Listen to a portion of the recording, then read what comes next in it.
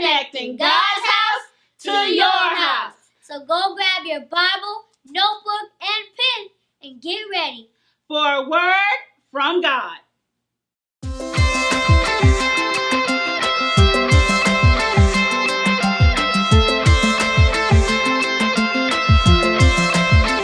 You are here, moving in our midst. I worship you, I worship you.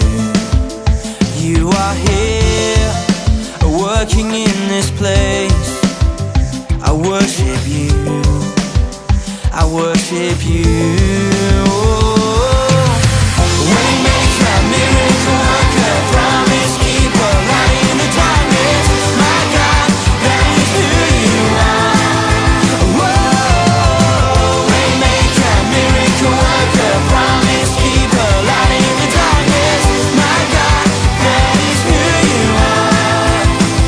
You are here, touching every heart. I worship you, I worship you. You are here, healing every heart. I worship you, I worship you.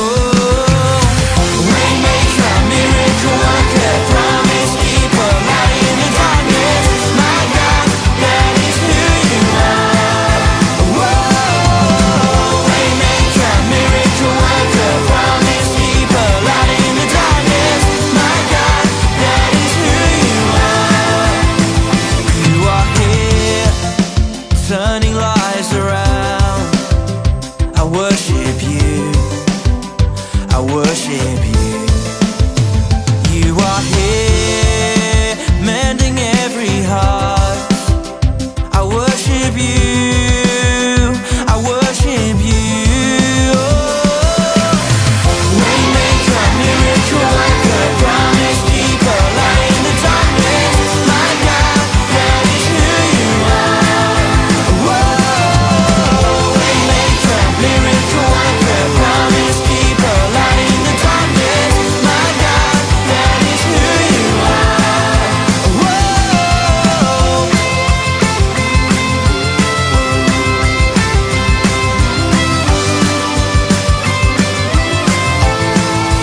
Whoa.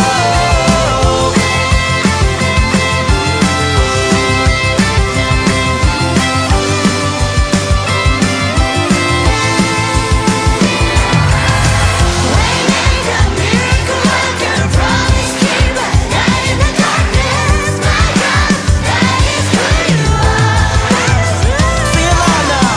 Waymaker, miracle worker, promise keeper, light in the darkness. My God, that is who you are.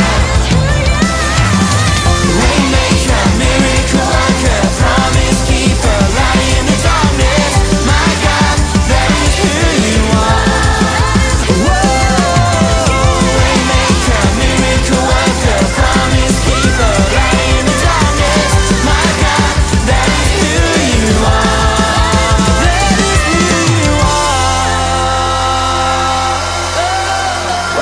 That is who you are.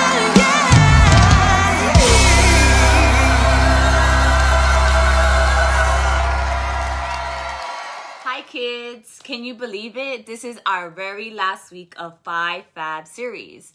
During the 5 Fab, we were looking at 5 fabulous prophets from the Old Testament. After God's people moved to the Promised Land, they forgot all about him. So God sent some prophets to warn his people about the future destruction that was coming if they didn't turn back to him. Don't they remind you of some superheroes? Yeah, kind of. So, Emery, what superheroes would you have wished to be? You know Storm from X-Men? Yeah, okay. Yeah. All right, awesome. Kids, how about you? What kind of superhero would you like to have been? Have you ever wished that you could have a superpower? Yes. Have you ever wished you had a superpower? Good morning, Kingston. Good morning. Do you ever wish you had a superpower? Yes. What would that superpower be if you had one? Electricity. What do you mean?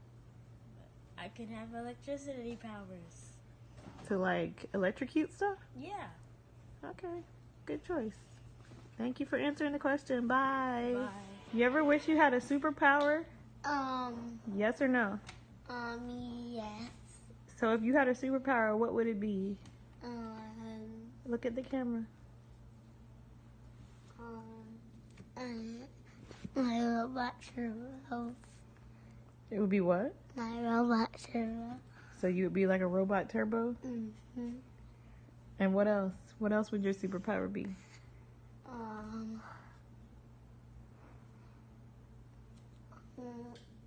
Look at me. Beating up Kingston. Beating up Kingston, your brother? Okay, you're goofy. Yes, ma'am? Have you ever wished you had a superpower? Yes. What would it be? Speed, save the world, and be Sonic. Yes. Have you ever wished you had a superpower? Yes. What would it Flying or invisibility. be? Okay, why? If I'm nervous or scared, I could just turn invisible and just go away without no one seeing, or flying, that I just could fly out of that situation. Wow, those are some super sweet superhero powers. Who were the first two of the Fab Five prophets? That's right. It was Elijah and Elisha. God sent them to warn the 10 northern tribes, the nation of Israel. Who was the third of the Fab Five prophets? You got it. It was Jonah. God sent Jonah to warn the foreign town of Nineveh. Now, who was the fourth of the Fab Five prophets? Right again. Good job. God sent Jeremiah to warn the two southern tribes, the nation of Judah. Unfortunately, the nations of Israel and Judah wouldn't listen to God or his prophets. So God allowed them to be defeated, and the people were forced to leave the promised land. So today we're going to hear a ton of fabulous things about the last of the Fab Five prophets, a man named Daniel.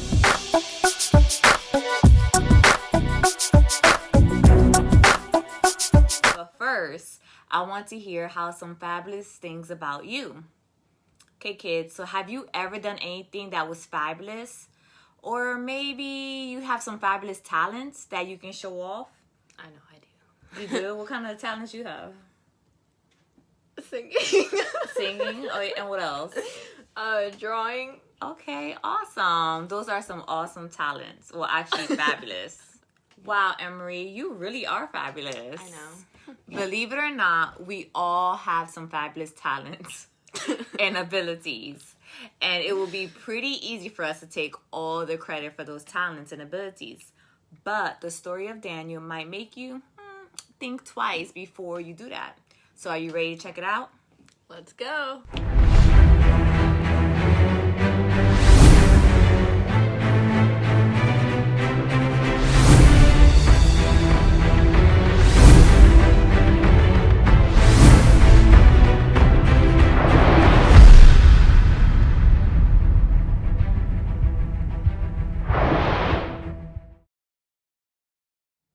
After the city of Jerusalem was destroyed, the people of Judah are taken away to the enemy land of Babylon, where they are made to serve the king named Nebuchadnezzar.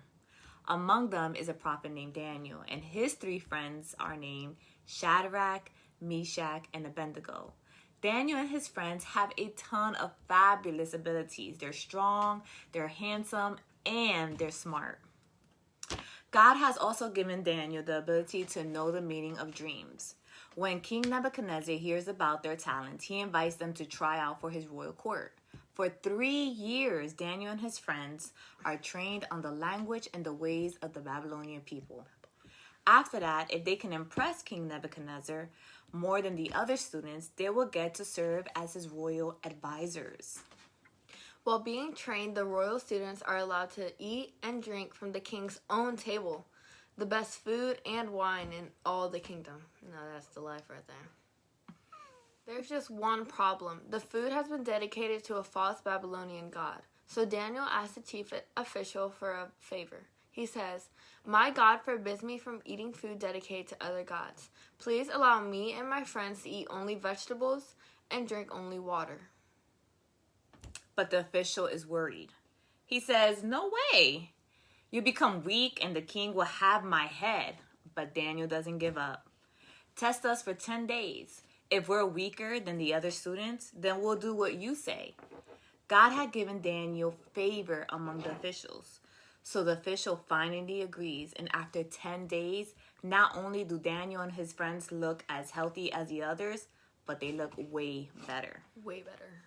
So for the next 3 years, the officials continue giving Daniel and his friends vegetables and waters. And God continues giving them wisdom and knowledge. When the 3 years of training is over, Daniel, Shadrach, Meshach, and Abednego are brought to the king, who is very impressed. None of the other students are as wise, knowledgeable as Daniel and his friends. So the king chooses them over all the others to be his official advisors. Whenever the king needs wisdom or knowledge, he calls for Daniel and his friends. And their answers are 10 times better than all the others. So the 4 men of Judah are like a dream team of wisdom who showed up just in time for the nightmare. Stay tuned. One night, the king wakes up troubled. He calls his Babylonian advisors and says to them, I had a bad dream. I want you to tell me what the dream means, but first you have to tell me what I dreamed about. The advisors gave him a puzzled look and say, Your Highness, no one on earth could possibly know what you dreamed about. When the king hears the answer, he becomes furious with them and gives the order to have all his advisors, including Daniel and his friends, put to death. When word reaches Daniel about the king's order, he knows that he has to act quickly to save his life and the lives of his friends. So he gathers Shadrach, Meshach, and Abednego together. That very night, they pray to God to tell Daniel all about the dream. And it works! God gives Daniel a vision and reveals to him the mystery of the dream. As soon as he can, Daniel goes to King Neb. He says to the king, Your Majesty, there is no man who can tell you about your dream, but there is a God in heaven who can. Mm-hmm. Daniel tells the king, I know the answer to this mystery, not because of my great wisdom, but because the Lord told me. Yeah, that's right. So Daniel then explains to the king that his dream was about a great giant statue. The head of the statue was made of pure gold. The chest and arms were made of silver. The stomach and thighs were made of bronze. The legs were made of iron, and the feet were made of clay. Suddenly, a giant rock smashed into the statue's feet and broke it into pieces. Daniel then goes on to explain what that meant. The head of gold stands for your kingdom, the king's kingdom. Many lesser kingdoms will come after him, but one day all those kingdoms will be crushed to pieces, and God will set up his own kingdom that will last forever and ever and ever.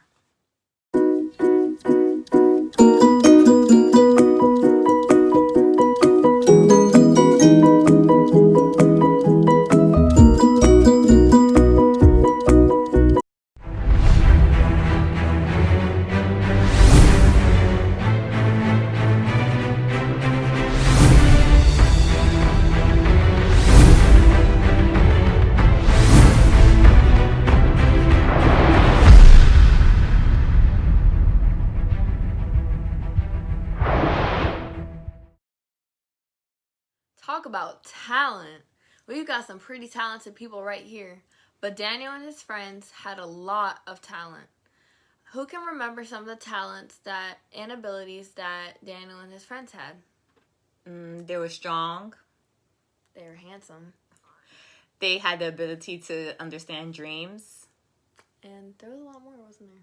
Wise. Oh, yeah.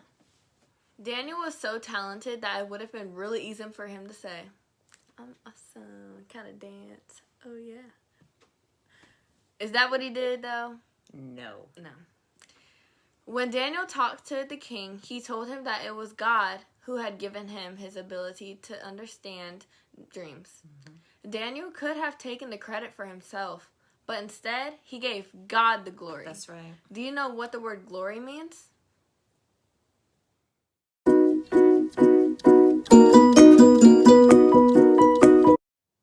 Great job. When you give God the glory, it means that you give him honor and praise. It means that you give him all the credit for all your gifts and talents.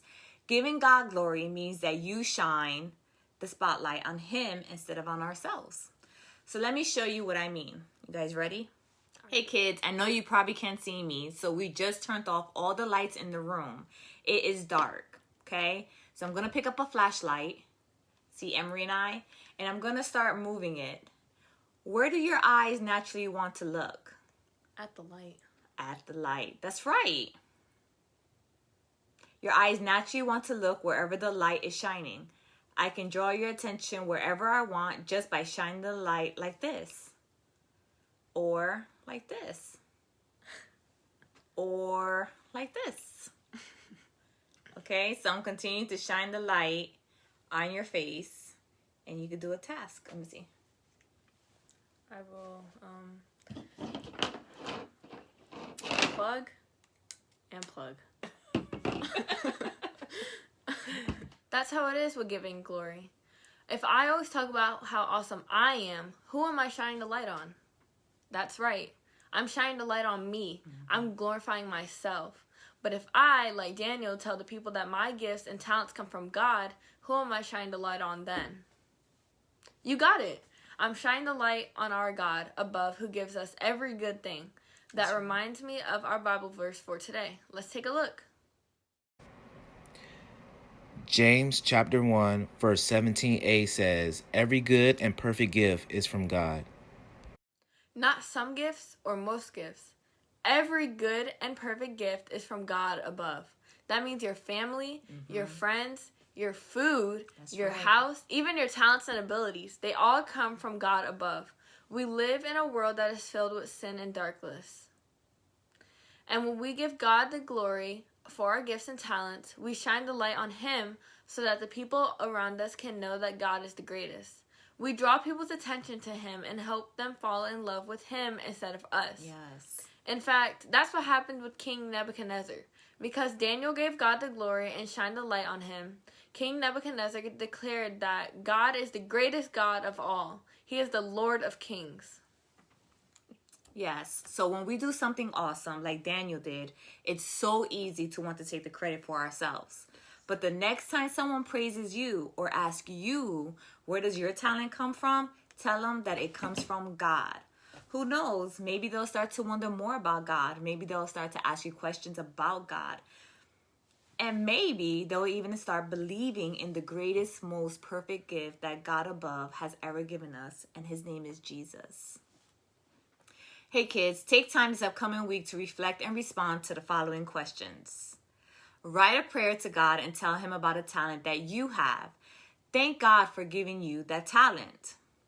Next, how can you shine the light on God this upcoming week? Write down some ways that you can give God the glory when people notice your talents. Or you can read it for yourself in Daniel chapter 2. Draw a picture of the story or write to God about your favorite part of that story and tell Him why you liked it. Or you can draw a picture of yourself doing something that you are really good at. While you're drawing, tell God thank you for giving you that ability, because God deserves the glory. Straight to Jerusalem. When he got there, the believers in Jerusalem freaked out. Show me your best freak out face. That's probably what believers looked like when they thought Paul was there to arrest and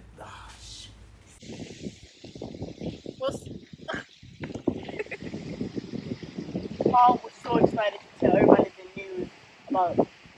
What was the news about? We're starting at I said it. All right, yep, go ahead. I said an angry crowd. Whoa. So powerful that the prison doors just flew open and the shackles from the prisoner's feet Fell broke off. loose. nothing. Absolutely nothing. So Elijah began to tease them. Let's take a clip. So Elijah began to tease them. Right now, let's take a look. Aye. So Elijah began to take. I can't end it. Right, you're right, and you're right. Great job. Great answers, everyone. You did blessings. The blessings flow. Great job. You have been an awesome Israelite. Paul was so excited to tell the news to everybody about what he heard from God. No. I remember the story. Yeah. Wasn't it around midnight that Paul and Silas were praying and singing praises to God in the jail cell? Mm-hmm. Yeah, everyone. That's fine. Press stop. In the book of Numbers, the Israelites discovered that every sin has a consequence. They complained. What? You want me to look Hey, at Mom, for the purpose of this lesson, can I say King Nib? instead of King Nebuchadnezzar?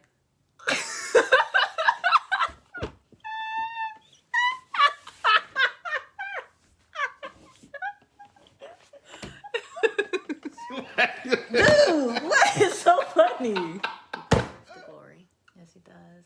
Thank you so much for tuning in to Virtual Kids Church this week. We look forward to reading all your comments below. We love you, and we pray that you have a blessed week. Bye.